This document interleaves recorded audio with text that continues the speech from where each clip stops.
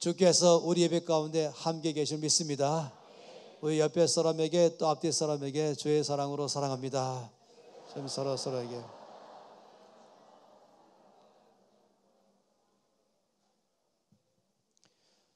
오늘 말씀은 기도에 관한 말씀입니다.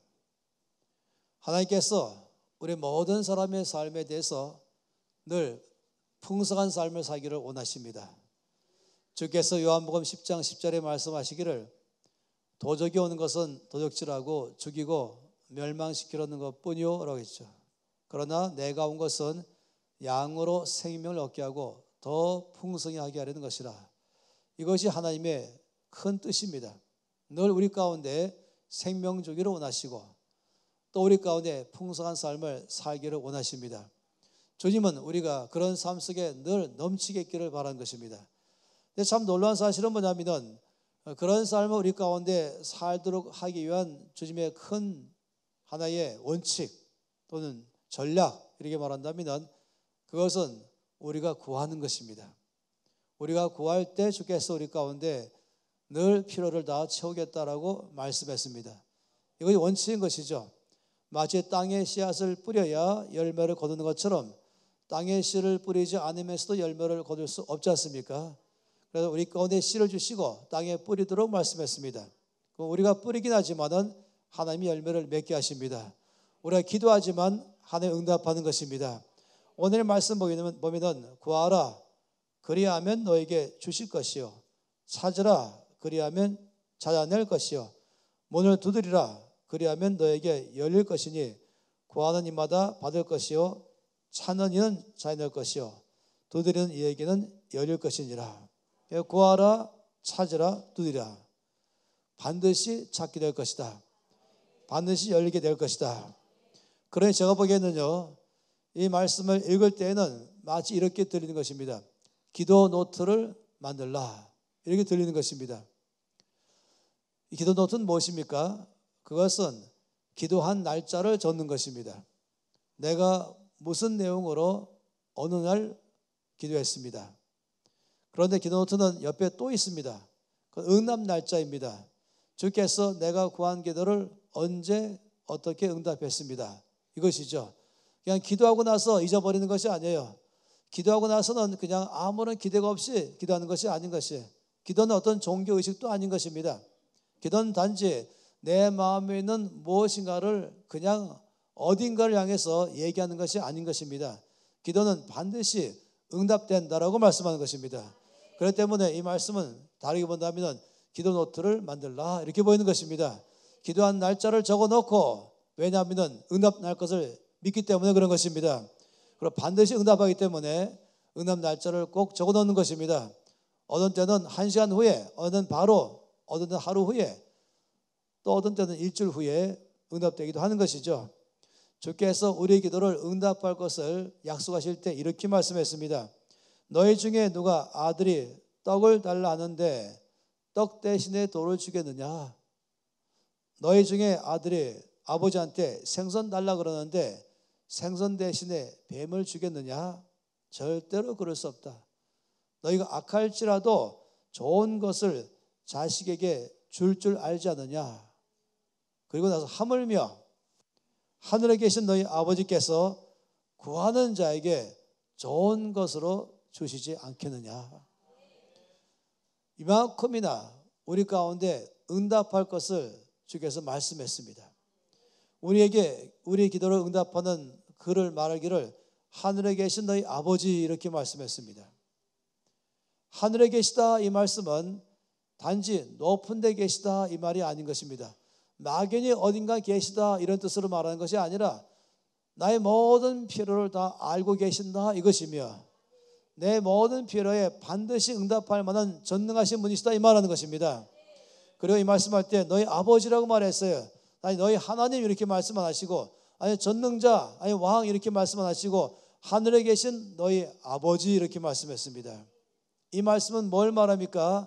이 말씀은 나에게는 아버지가 있다 이 말이죠. 또 다르게 말하면 나는 고아가 아닙니다 이 말인 것입니다. 고아의 정의가 뭐죠? 부모가 없는 사람, 이게 고아지 않습니까? 근데 30살 된 사람이 부모가 없을 때 구하라고 말하진 않아요. 또 40살 된 사람이 부모가 없어도 구하라고 말하지 않습니다. 만약 그렇게 말하면 우리 중에 대부분은 구하가 될 가능성이 있습니다. 그런데 구하라고 말할 때는 막 태어난 까는 아이가 있는데 부모가 없을 때 구하라고 말합니다. 3개월 된 아이가 부모가 없을 때 구하라고 말합니다. 돌 됐는데 부모가 없으면 구하라고 말하죠.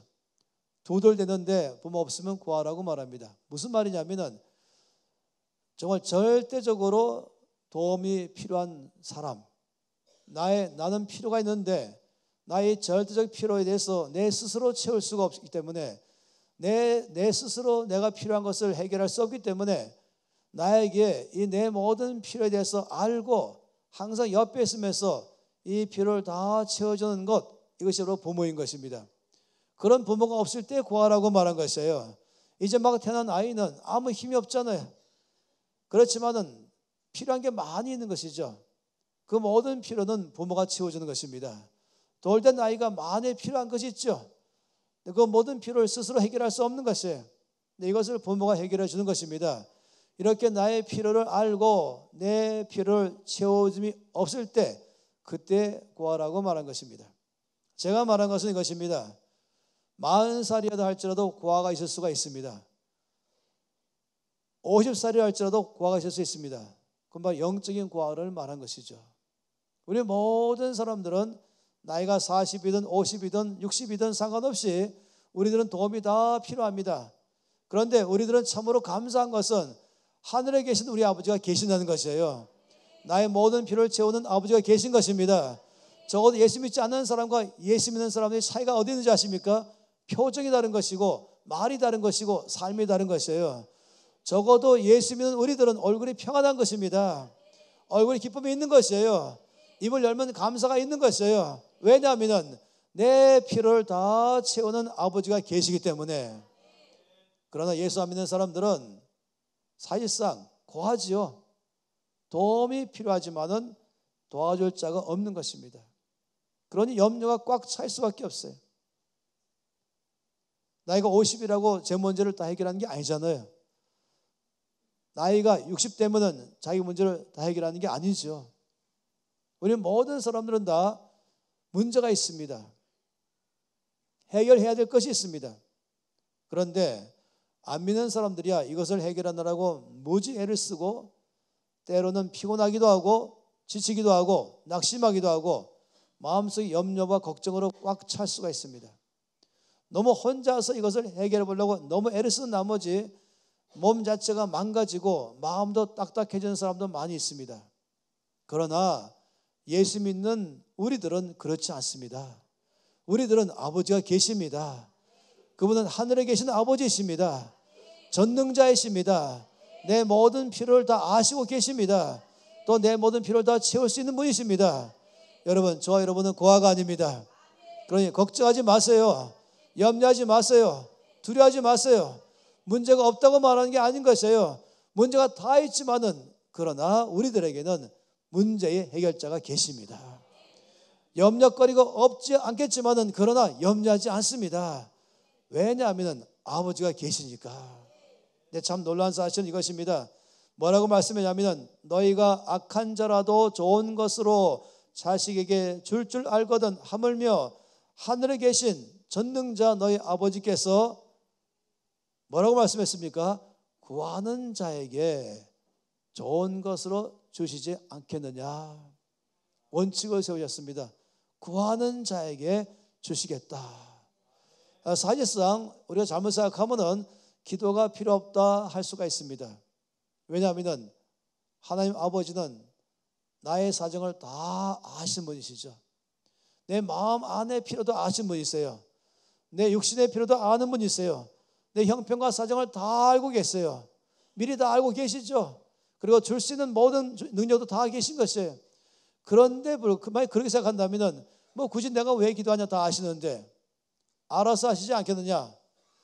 그런데 하나님 말씀하기를 내가 다 알지만 내가 관심을 많이 갖고 있지만 내가 모든 쓸 것을 필요를 다 채우겠지만 그러나 구해야 된다 하셨어요. 구해라 그러면 주겠다.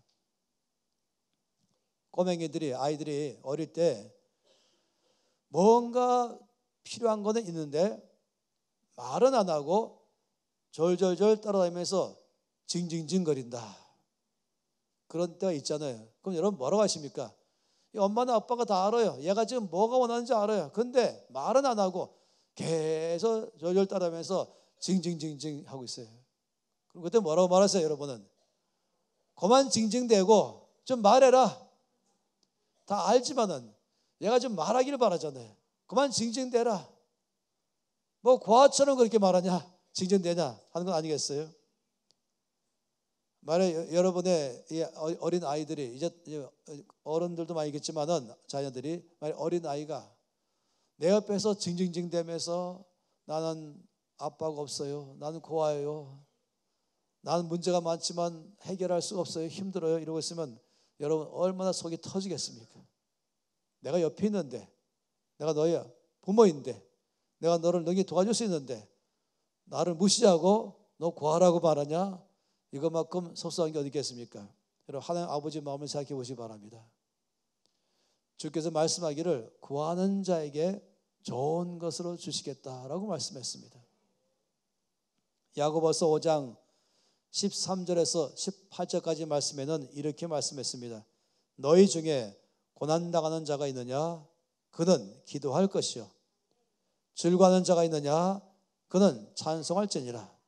너희 중에 병든 자가 있느냐? 그는 교회 장로들을 청할 것이요. 그들은 주의 이름으로 기름을 바르며 그를 위하여 기도할지니라. 믿음의 기도는 병든 자를 구원하리니 주께서 그를 일으키시리라. 혹시 죄를 범하였을지라도 사하심을 받으리라. 그러므로 너희 죄를 서로 고백하며 병이 낫기를 위하여 서로 기도하라. 의인의 간구는 역사하는 힘이 크느니라. 엘리야는 우리와 성정이 같은 사람이로되 그가 비가 오지 않기를 간절히 기도한즉 3년 6개월 동안 땅에 비가 오지 아니하고 다시 기도하니 하늘이 비를 주고 땅이 열매를 맺느니라. 이 말씀 뭐라고 말하고 있습니까? 너희 중에 고난당하는 자가 있느냐? 그는 기도하라. 병든 자가 있느냐? 그는 기도하라. 말씀하신 것입니다. 이 말은 무슨 말입니까? 모든 일에 기도하라는 것이에요. 크든 작든 나에게 벌어지는 모든 것 다 스스로 그것 때문에 염려하고 거기에 매여있지 말고 혼자서 이걸 해결하려고 하지 말고 고아처럼 살지 말고 그럴 때는 전능자 나의 아버지가 계시니 그에게 요청하라 이 말인 것입니다. 또 말씀하기를 이 엘리야의 기도를 말하고 있잖아요. 그가 간절히 기도하니까 비가 3년 반 동안 내리지 않냐고 또 기도하니까 다시 비가 내리고 땅에 열매를 맺는다. 왜 이 말씀했습니까? 내 주변에 크고 작은 일만 기도할 것이 아니라 나라 일도 구하고 도시의 일도 구하고 한마디로 말하면 기도하지 못할 것이 없다 이것입니다. 이 말씀 보면 저는 이 야고보서 5장 말씀 옆에다가는 이렇게 적어 놓는 것이 기도는 영적인 호흡이다. 여러분 사람이 몇 초 동안은 숨을 멈추고 좀 견딜 수 있겠지만은 몇 초 이상 못 견디죠. 이렇게 해서 몇 번을 숨을 안 쉬면 아시죠? 그냥 돌아가시는 것이에요. 호흡은 우리가 살아있는 삶의 증거요 우리를 살아있게 해주는 것입니다. 기도는 우리의 영적인 호흡입니다. 기도로 우리는 살아내는 것입니다. 우리가 기도할 때 성장하고 기도할 때 건강해지고 기도할 때 믿는 자의 삶을 능히 살 수 있는 것입니다. 여러분 기도는 하나의 종교의식이 아니라니까요. 기도합시다 그러면 기도회로 모입시다 그러면 또 기도하세요 그러면 또 기도하러 가네 이렇게 할 것입니까? 숨 쉬세요 이렇게 말하면 그건 또 숨 쉬러 하시네 이렇게 할 것이에요. 그건 나의 삶을 살게 하는 것이죠. 나를 힘있게 하는 것이죠. 기도는 나를 풍성한 삶을 살도록 역사하실 것입니다. 그래서 기도는 영혼의 호흡인 것입니다. 기도할 때 주께서 고치고 기도할 때 주께서 문제를 해결하십니다. 기도할 때 비가 그치고 기도할 때 비가 오는 것입니다. 주께서 우리 기도를 통해서 모든 것을 다 해결하신 것입니다. 기도는 응답받는 게 정상이죠. 기도 응답받는 게 기적이 아닌 것이에요. 오히려 기도가 응답되지 않는 게 비정상이며 그때가 기적인 것입니다. 우리는 하나님 아버지가 계시며 나의 기도가 반드시 응답되는 것입니다. 저는 여러분에게 그럼에도 불구하고 이 응답되는 기도의 비결을 좀 말씀드리고 싶어요. 왜냐하면 아까 말씀드린 것처럼 땅에 씨를 뿌려야 열매를 맺는 것처럼 씨도 뿌리지 않고 주님 전능하시니까 열매를 맺게 해주세요. 그러면 주님 전능하시지만은 안 하시는 것이에요. 왜냐하면 원칙을 세우셨거든요. 주님은 전능하시지만은 그 땅에 열매를 맺지 않게 하신 것은 주님은 우리에게 씨를 주시고 씨를 뿌리라고 말씀하신 것처럼 우리는 기도가 응답되지만 기도할 때 응답한다고 말씀하는 것입니다. 따라서 응답되는 기도는 어떤 기도인가? 첫째, 기도할 때 응답되는 것입니다. 좀 이상하죠? 뭐 당연한 건 아니겠어요. 그러나 기도할 때 응답되는 것이에요. 야고보서 4장 2절에 이렇게 말씀했죠. 너희가 얻지 못함은 구하지 아니하였기 때문이다. 놀랍게도 응답되는 기도의 비결 첫 번째는 기도하는 데 있는 것입니다. 사람들이 왜 기도하지 않을까? 바빠서 기도하지 않을 수도 있겠어요. 왜 바쁠까? 염려하느라고 바빠서 그런 것입니다. 모든 것을 염려만 하느라고 염려하는데 바빠서 기도하지 않는 것입니다. 근데 말씀에 뭐라고 했습니까? 빌립보서 4장 6절 7절에 이렇게 말씀했습니다. 아무것도 염려하지 말라. 염려해야 할 것이 무엇이 있는가? 라고 한다면 주께서 말씀하기를 없다. 염려할 것 없다.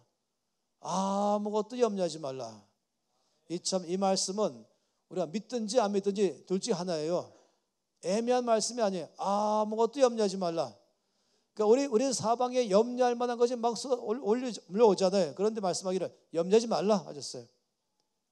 그 다음에 이렇게 말이죠. 다만 모든 일에 기도와 간구로 구할 것을 하나님께 아뢰라. 이 참 놀라운 말씀이죠. 전 이 말씀 보면 옆에다가 이렇게 적어놔야 돼요.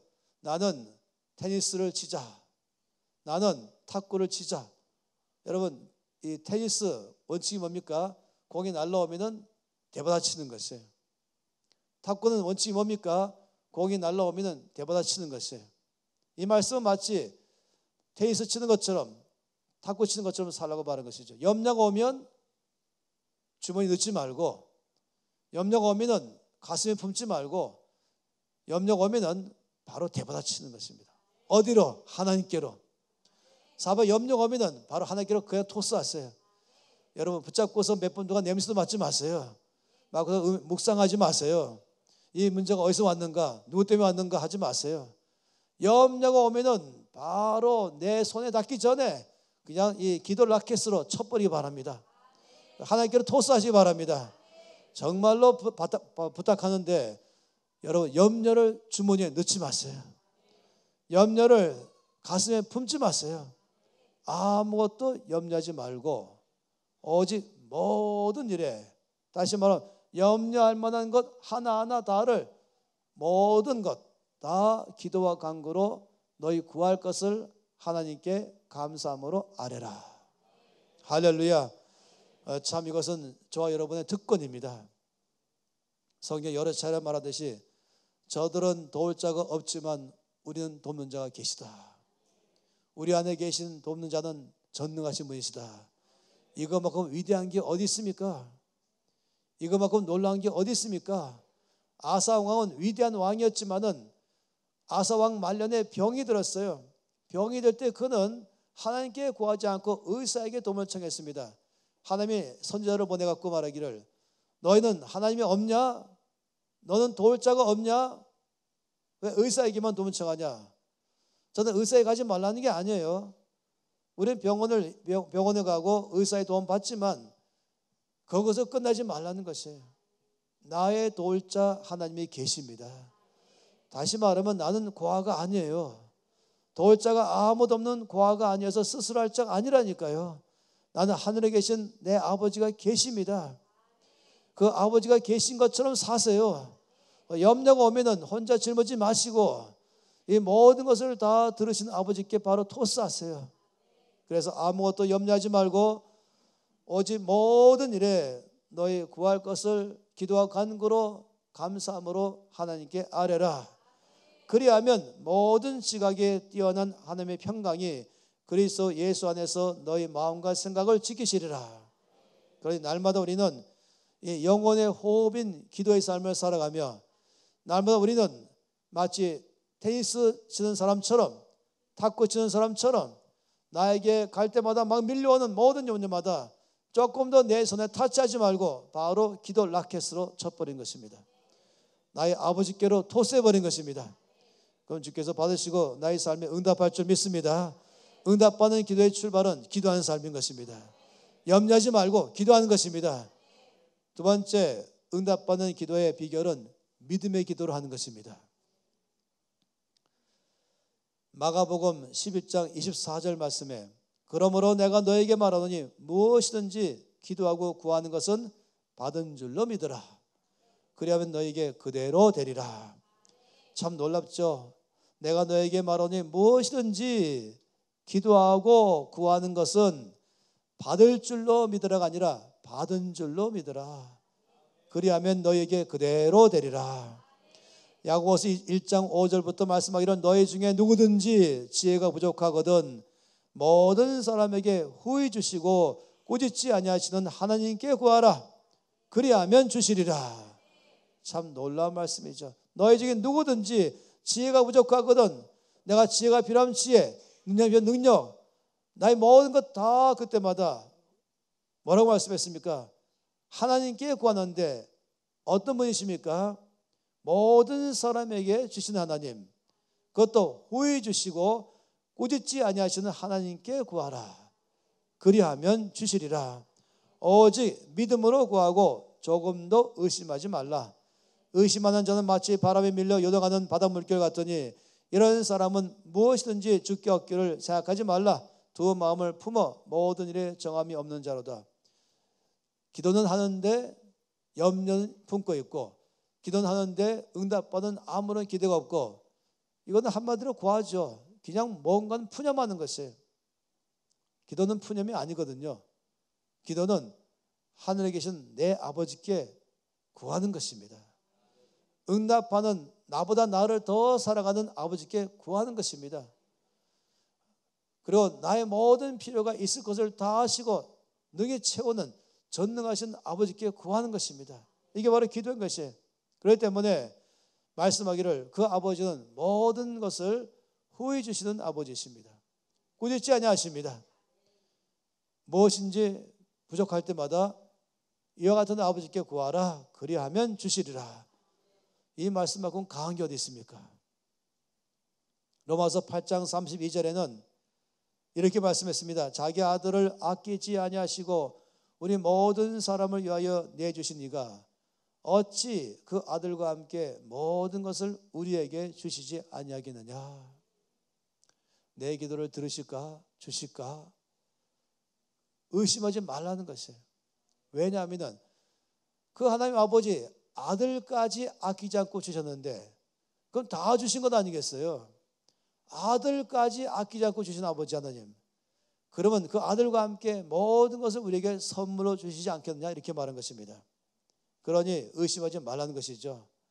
정함이 없는 재물에 소망 두지 말고 오직 우리에게 모든 것을 후히 주사 누리게 하시는 하나님께 소망을 두라 했습니다. 그렇기 때문에 우리가 주 앞에 기도할 때마다는 나의 기도를 반드시 들으시고 응답할 것을 믿으면서 구하는 것입니다. 믿음의 기도는 응답할 줄 믿습니다. 여러분, 우리가 아는 것처럼 히브리서 11장 6절 말씀에 뭐라 했습니까? 믿음이 없이는 하나님을 기쁘시게 못하나니 하나님께 나가는 자는 반드시 그가 계신 것과 또한 그가 상 주시는 이심을 믿어야 할지니라. 내 기도를 들으실 걸 믿으며 내 기도에 응답할 것을 믿는 것을 말하는 것입니다. 또 세 번째, 응답받는 기도의 비결은 하나님의 뜻대로 하는 기도인 것입니다. 야고보서 4장 3절 말씀에 구하여도 받지 못함은 정력으로 쓰려고 잘못 구하기 때문이다. 내가 주 앞에 구할 때마다 이것은 내 뜻인가 주님의 뜻인가 이거를 여쭤보세요. 그러면 제가 확신하는 것은 여러분 안에 계신 성령께서 즉시로 분별하게 해주실 것입니다. 여러분이 이렇게 생각하지 마세요. 나는 신앙이 아직까지 어려서, 난 믿음이 작아서, 난 하나님 뜻을 제대로 알지 못하겠고. 절대 그렇게 하지 마세요. 모든 사람이 그 생각하고 있다니까요. 아무도 자기 자신에 대해서 나는 할 수 있나 없나 한다면 다 확신이 없다니까요. 그러나 여러분 안에 계신 성령님을 믿으십시오. 믿을 때 주신 성령님을 믿으십시오. 성령께서 와 계신 것은 뭔지 아십니까? 여러분에게 주의 뜻을 확실하게 알려주기 위해서 와 계신 것입니다. 그분은 진리의 성령이라고 말씀했습니다. 그가 오시면 너희를 모든 진리 가운데로 인도하시리니라고 말씀했습니다. 언제나 이것이 내가 지금 기도할 것은 주님의 뜻인가 아닌가를 금방 알게 하셔서 주의 뜻이 아니면 멈추게 하시고 주의 뜻이면 담대히 구하게 하는 것입니다. 따라서 응답받는 기도의 비결은 하나님의 뜻대로 하는 기도를 응답하십니다. 요한일서 5장 14, 15절에 말씀하기를 그를 향하여 우리가 가진 바 담대함이 이것이니 그의 뜻대로 무엇을 구하면 들으심이라. 우리가 무엇이든지 그의 뜻대로 구하는 바를 들으시는 줄을 안즉 우리가 그에게 구한 그것을 얻은 줄을 또한 아느니라. 우리가 주의 뜻대로 기도하면 반드시 들으실 것입니다. 이거를 믿는 것입니다. 어떤 느낌으로 하는 것이 아니에요. 어떤 감정으로 하는 게 아닌 것이에요. 약속하셨죠. 주의 뜻대로 기도하면 들으신다 약속했습니다. 그런 여러분 기도할 때마다 아버지 이 기도를 들으심을 감사합니다. 아버지 응답하심을 감사합니다. 이미 주의 뜻대로 기도할 때마다 응답하신 것입니다. 그래서 얻을 줄을 아는 것이 아니라 얻은 줄을 안다라고 말씀했습니다. 믿음으로 주의 뜻대로 구하시기 바랍니다. 네 번째, 응답받는 기도의 비결은 예수님의 이름으로 구하는 것입니다. 요한복음 14장 13절 14절에 말씀하기를 너희가 내 이름으로 무엇을 구하든지 내가 행하리니 이는 아버지로 하여금 아들로 말미암아 영광을 받으시게 하려 함이라. 내 이름으로 무엇이든지 그의 뜻대로 내게 구하면 내가 시행하리라. 참 이 말씀 놀라운 말씀이에요. 이 말씀은 마치 뭐 같으냐면은 은행에 가서 돈 달라고 은행 직원에게 요청한 똑같은 것입니다. 그럼 은행 직원은 당연히 돈 내줘야 되죠. 내가 지금 은행에 예금해 놓은 돈을 내가 찾고자 할 때 나에게 그 돈은 주게 되어 있습니다. 한 가지만 조건이 있어요. 신분 확인이 필요한 것이죠. 당신이 바로 입금한 그 사람 당사자 맞습니까? 이것만 신분 확인되면 바로 주게 되어 있는 것입니다. 이 마찬가지에 예수님 말씀하기를 이미 하늘 은행 창고에 나의 필요한 것 가득히 다 있으니까 이것을 내 이름만 대면 주게 되어 있다. 그러니까 신분 확인은 뭘 하냐면은 내 신분증을 확인하는 것이 아니라 예수님 이름이 신분 확인인 것입니다. 왜냐하면은 이런 것이에요. 예수님 이름으로라고 말한 것은 그냥 예수님 이름으로 기도합니다 이런 것을 의미하는 게 아니에요. 문자를 말하는 게 아닌 것이에요. 많은 사람들은 기도할 때 이런 어려움이 있어요. 나는 기도할 자격이 있나? 하나님 나 같은 사람의 기도도 응답하실까? 내가 아무리 봐도 자격도 안 되고 조건이 안 되고 이것이 모자르고 저것이 모자르고 이것이 부족하고 그러다 보니까 이 부족한 내 기도는 들으실까? 만일에 기도할 때 이런 생각에 빠지면은요 아무도 기도할 수 없어요. 우리 중에 어떤 사람도 이런 기준으로 기도할 자격이 있는 사람 아무도 없습니다. 성경을 몇 번 읽어야 자격이 있습니까? 기도를 얼마큼 해야 자격이 있습니까? 헌금을 얼마큼 해야 자격이 있습니까? 얼마큼 예수 믿을 자격이 있습니까? 얼마큼 행동으로 착하게 해야 자격이 있습니까? 아무도 없어요. 성경이 말씀하기를 모든 사람이 죄를 범하였음에 하나님의 영광이 이르지 못하더니라고 말하기 때문에 어떤 누구도 자기 의로는 주 앞에 구할 자격이 없습니다. 그래서 하나님께서 나의 의가 되셨어요. 예수님이 나의 의가 되신 것입니다. 십자가의 죽으심으로 나의 의가 되어 주신 것이에요. 그래서 내가 나갈 때는 나의 의로 나가는 것이 아니라 내가 의가 되신 예수 이름으로 나가는 것입니다. 예수 이름으로 요청하면 즉각적으로 응답되게 되어 있습니다. 내 이름으로 구하는 것이 아니라 우리가 하늘 은행에 있는 모든 하나님의 약속을 나의 것 받을 때는 오직 예수님의 이름이 바로 신분 확인인 것입니다.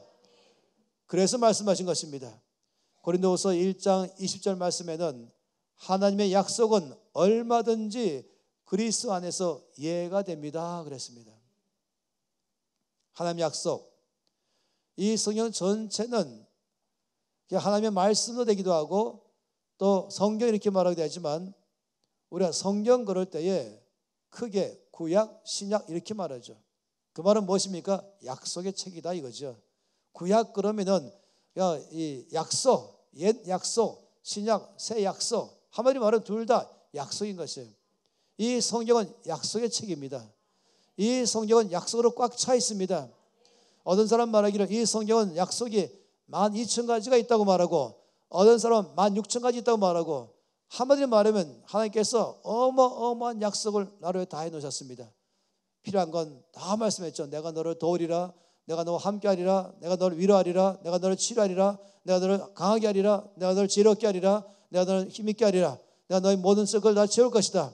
너에게, 너의 가정에, 너의 필요에, 너의 나라의 모든 것 꽉 있는 것이에요. 보이는 것, 보이지 않는 것 다 포함해서 여기 약속으로 꽉 차 있습니다.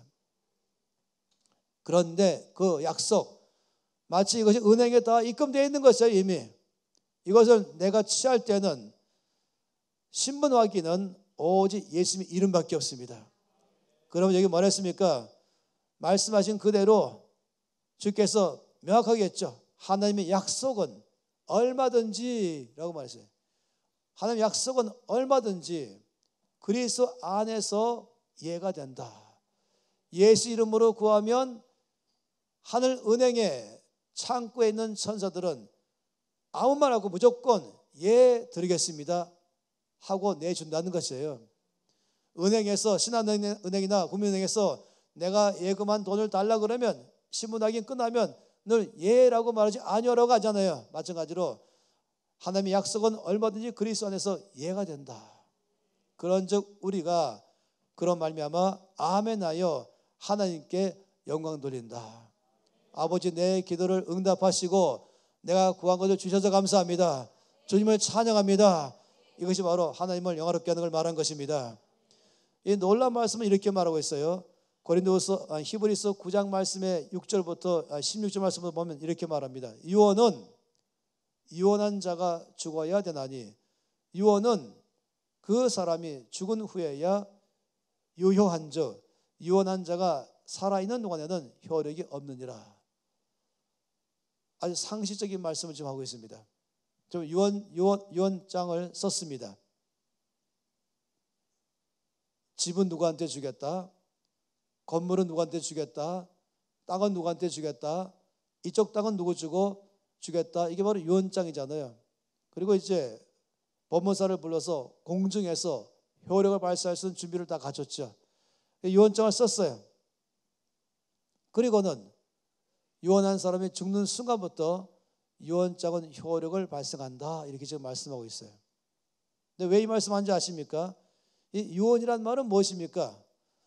성경에서 말하는 이 히브리서 9장에서 유언이란 단어는 헬라어로 언약이라는 것이에요. 커버넌트. 다시 약속이라는 뜻이 말이죠. 그러니까 약속은 이 말입니다. 유언이란 말도 약속이죠. 단지 이 약속이 죽은 다음부터 효력을 발휘한다. 그래서 유언이라는 단어를 쓴 것뿐이지 약속인 것이에요. 내가 너에게 주겠다 약속이잖아요. 그 약속은 유언한 사람이 죽는 순간부터 효력을 발휘한다. 이 말씀하시는데 왜 그런지 아십니까? 성경이 그 다음에 이렇게 말했습니다. 이러므로 첫 언약도 피 없이 세운 것이 아니니 모세가 율법대로 모든 계명을 온 백성에게 말한 후에 송아지와 염소의 피 및 물과 붉은 양털과 우슬초를 취하여 그 두루마리와 온 백성에게 뿌리며 이르되 이는 하나님이 너에게 명하신 언약의 피라라고 말씀했습니다. 자, 무슨 말입니까? 이제 두루마리는 성경이잖아요. 말씀이 약속이잖아요. 이제 모세가 온 백성 앞에서 하나님의 말씀을 읽어줬습니다. 다시 한번 약속을 읽어준 것이에요. 그런 다음에 이 말씀 끝나고 나서 여기 저 어린 양의 죽여서 흘린 피가 있어요. 그 피를 우슬초로 찍었어요. 그리고는 이 말씀의 두루마리에게 뿌렸어요. 그리고 들은 모든 사람이 뿌렸어요. 그건 뭘 말합니까? 왜 그렇게 했을까요? 바로 어린 양 예수 그리스도, 유언하신 하나님께서 약속을 이루기 위해서 바로 십자가에서 죽으신 것입니다. 피 흘리신 것입니다. 그러므로 유언한 자가 죽은 것입니다. 예수님의 십자가의 죽으심으로 흘리신 피로 말미암아 이 모든 약속을 나의 것 되게 했습니다. 유언이 효력을 발생하기 시작한 것입니다. 따라 여러분, 이미 여러분에게 어마어마한 재산이 와 있어요. 모든 하늘의 보물이 다 여러분 것입니다. 약속이 다 여러분 것입니다. 그러면 이제 요청만 하세요. 야, 예수 이름으로 요청만 하세요. 그럼 다 여러분의 것입니다. 영적으로 거짓처럼 살지 마시고 고아처럼 살지 마시고 풍성한 아버지가 이미 약속한 걸 다 주는 것을 누리면서 하시기 바랍니다. 그래서 예수 이름으로 기도한다 이 말은 바로 나를 위해서 약속하신 분이 십자가의 죽으심으로 말미암아 이미 나의 신분을 다 확정해 주셔서 자격을 다 취득하게 하셔서 내가 예수 이름으로 구하기만 하면 모든 하나님의 약속을 다 나에게 응답하신다 이 말인 것입니다. 그런 의미에서 예수 이름으로 기도합니다 이것이에요. 마지막으로 응답받는 기도의 비결은 그건 제가 늘 강조하는 것이에요. 그것은 적극적으로 기도한다. 소극적으로 기도하는 것이 아니라 적극적으로 기도한다. 예를 들어 말해 볼게요. 여름철 되면은 여름 성경학교 시작해서 또 중고등부 수련회, 청년대학부 수련회 쭉 하면은 온 성도가 이제 주보에 올리고 여기 다 적어놓고 기도 제목 올리잖아요. 그럼 대표 기도도 하게 되죠. 저는 어릴 때부터 교회 다녔지 않습니까?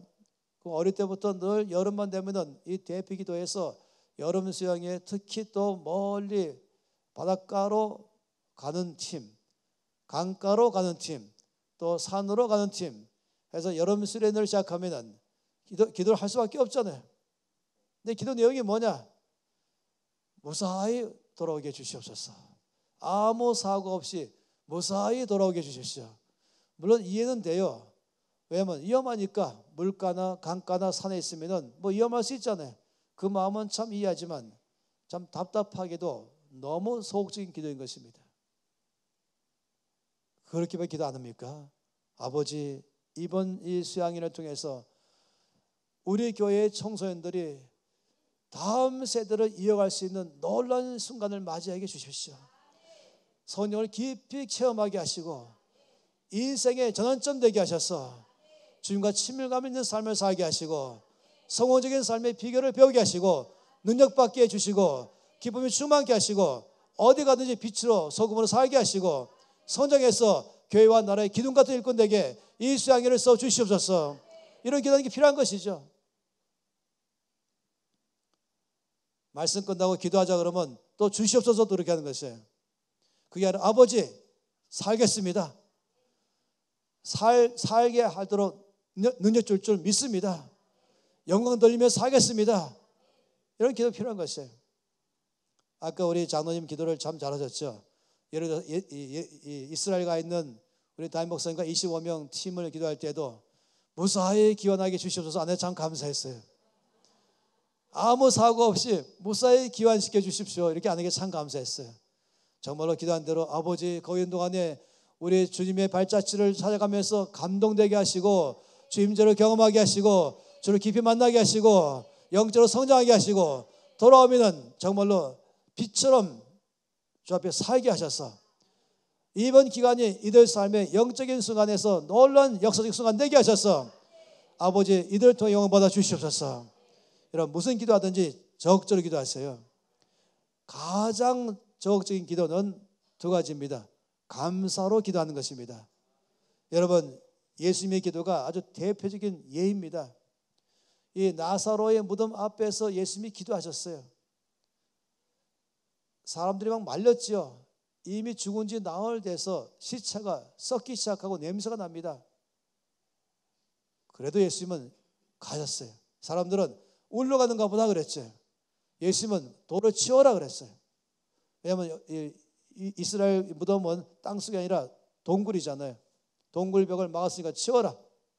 그리고 어떻게 했습니까? 이렇게 했어요. 아버지여 내 말을 들으신 것을 감사하나이다. 항상 내 말을 들으시는 줄을 내가 알았나이다.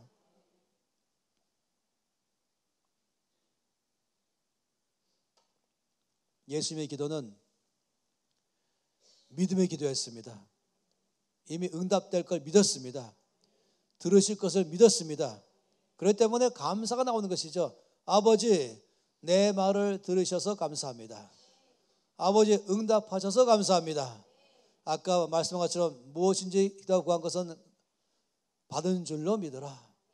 그리하면 너에게 그대로 되리라. 그런 여러분 모든 기도할 때마다는 감사 기도하십시오. 찬양의 믿음의 기도하십시오. 주시옵소서 하지 마시고, 아버지, 주께서 이 기도를 들으셔서 감사합니다. 응답하실 것을 믿습니다. 이미 응답하셔서 감사합니다. 그래서 우리 감사의 기도로 바꾸시고, 믿음의 기도로 바꾸시고, 찬송의 기도로 바꾸십시오. 이것이 바로 적극적인 기도인 것입니다. 그럴 때마다 주께서 응답할 줄 믿습니다. 이 응답받는 기도의 비결 5가지, 기도하는 것이다. 그리고 또 한 가지는 믿음으로 기도하는 것이다. 그의 뜻대로 기도하는 것이다 라고 말한 것입니다.